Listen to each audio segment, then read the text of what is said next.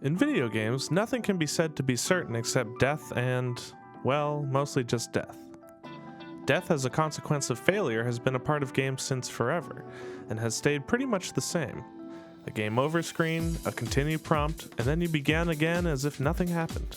That said, some games break the mold by choosing not to ignore the fact that you were just a corpse a moment ago, opting instead to weave the reason for your resurrection into the gameplay.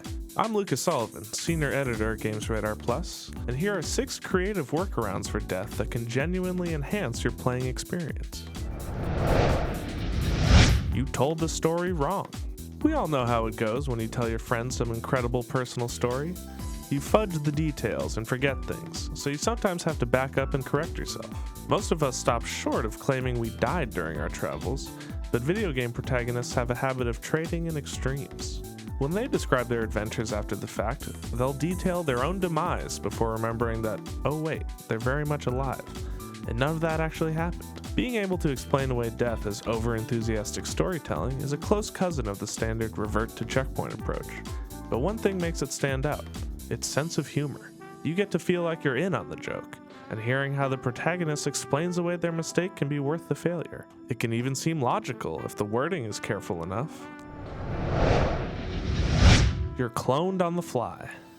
At some point, mankind will hammer out all the ethical and biological ramifications of cloning and start the mass production of personal body copies.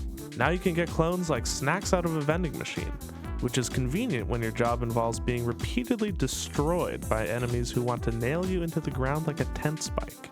This clone-tastic brand of death dodging works best in games that are meant to be challenging, but also aim to create a certain feeling of bloody attrition around each fight.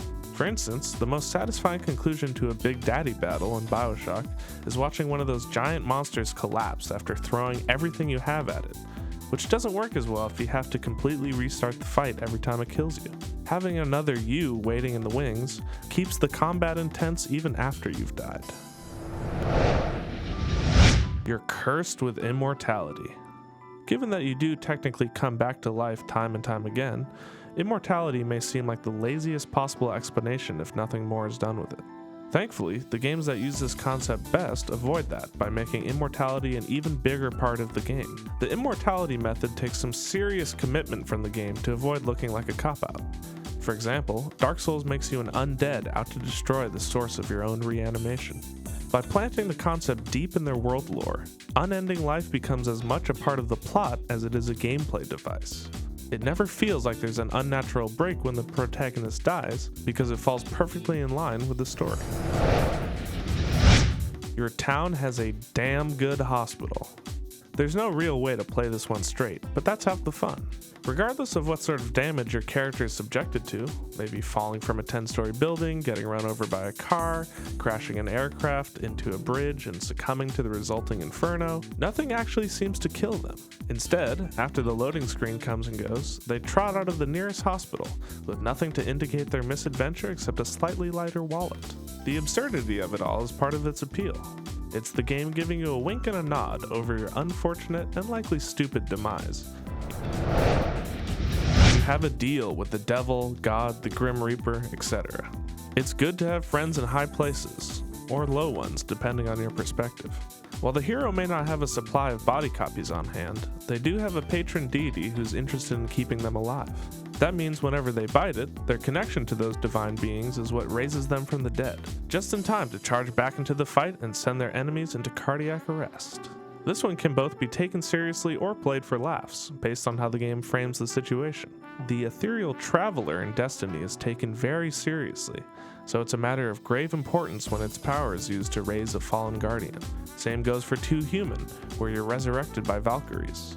Meanwhile, in Conker's Bad Fur Day, a drunken squirrel makes a deal with the Grim Reaper to pay for new lives with severed squirrel tails, which we can all agree is ridiculous. You're a robot or a projection. We're getting downright Descartesian here, where death aversion is based on the idea that you have no physical form to kill. Whether that's because you're a robot or projecting yourself into a digital or mental world, the result is the same.